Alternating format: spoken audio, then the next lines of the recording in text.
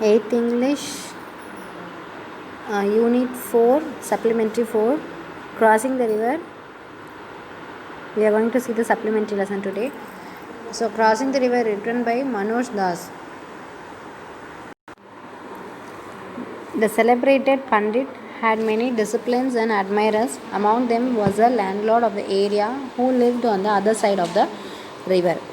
The Pandit, with the discipline and admirers, among them was a landlord of the area who lived on the other side of the river. They were living the other side of the river. The landlord had commissioned a poor milkmaid, Moti, to supply a tumbler full of milk to the Pandit every day in the morning. The milkmaid discharged her duty faithfully day after day. She crossed the river by the help of a ferry boat and returned home in the same way after delivering the milk at the Pandit household. Often the Pandit himself received the milk. Moti prostrated before him. So the landlord is a Pandit is one place of the river and landlord is living in another side of the river. The landlord has commissioned one poor milkmaid. Her name is Moti, to supply this pot full of milk to Pandit every day in the morning. So the milkmaid is not doing the duty properly day by day. She crossed the river by the help of a ferry boat and returned home on the same after delivering the milk to the Pandit's household. Often the Pandit itself, he himself went and received the milk.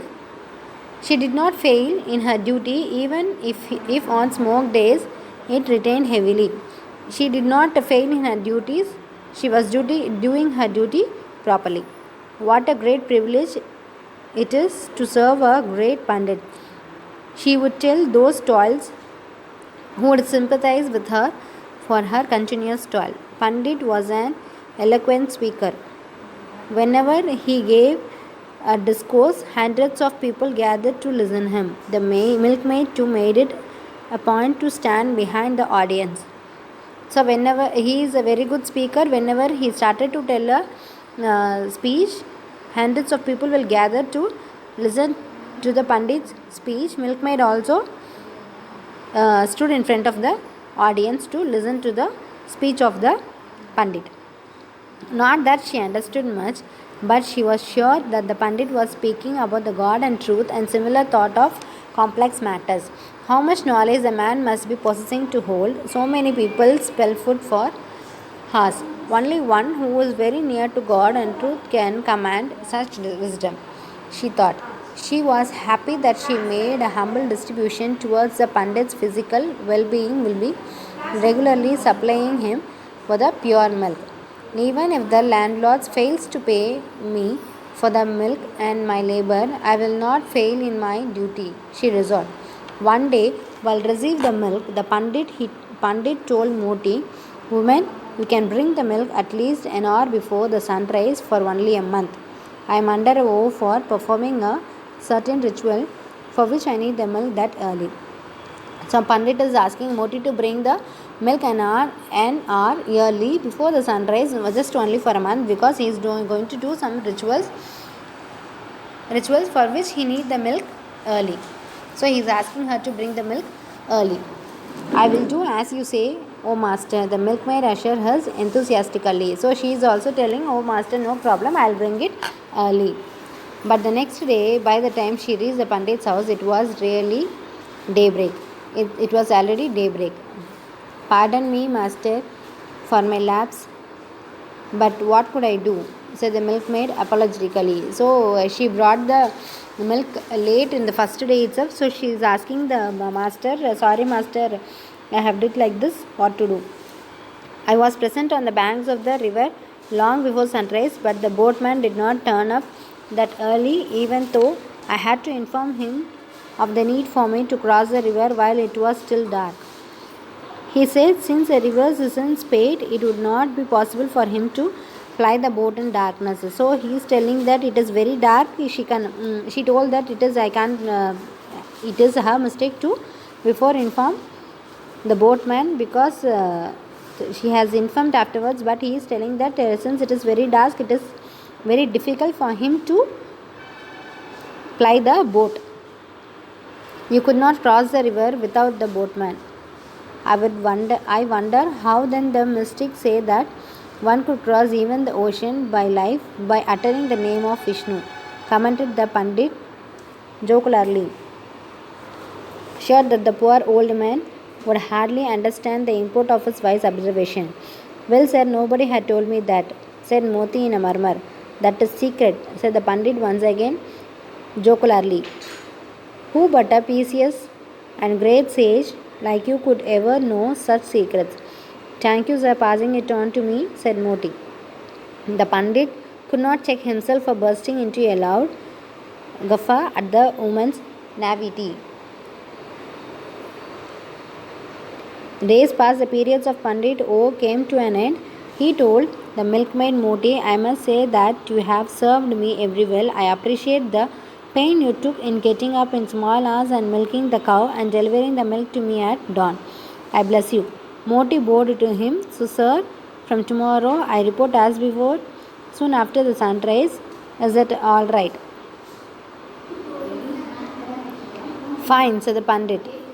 And then he murmured the boatman. Moti, he said, tell the boatman how pleased I am with him. But sir, I never bothered him, knowing well that he could not come that early, said Moti. Who then plied the boat for you? Boat? Why, sir, I did not need any boat. How then did you cross the river? Good God, murmured Moti. You who can remember hundreds of pages of scriptures forgot the secret you passed on to me the other day. What do you mean? Asked the Pandit, intrigued. I just uttered the name of Vishnu and walk across the river. The water remains ankle deep for me. Ankle deep? But isn't the river in spat? It is, in fact, that even in the hottest summer there is enough water in the river for boats to ply. Asked the Pandit. But I applied the secret. Moti was surprised that the Pandit had totally forgotten his own secret formula. I see. So now you remembered, said Moti, feeling happy. From tomorrow I will take recourse to the boat. Let me apply the secret for the last time. Hold returning today. Moti stepped out onto the road. It was foggy dawn. No doubt the woman was kidding him, concluded the Pandit, and the followed her tiptoe. Upon reaching the river bank, Moti put her empty pot down and with the folded hands paid obeisance to the river. Then picking up the pot, she stepped into the water. Stuck dumb, the Pandit saw her crossing the river, walking with ease. The Pandit almost fainted.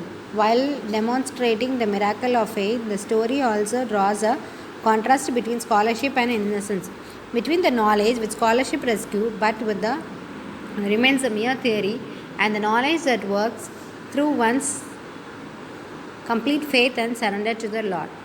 Who then plied the boat for you? Boat? Why, sir, I did not need any boat. Then, how then did you cross the river? Good God, murmured Moti.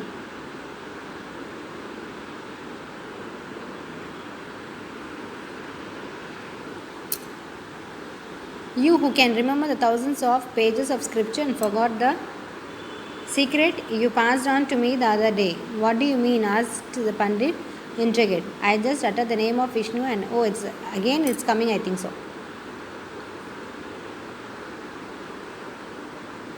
Yes.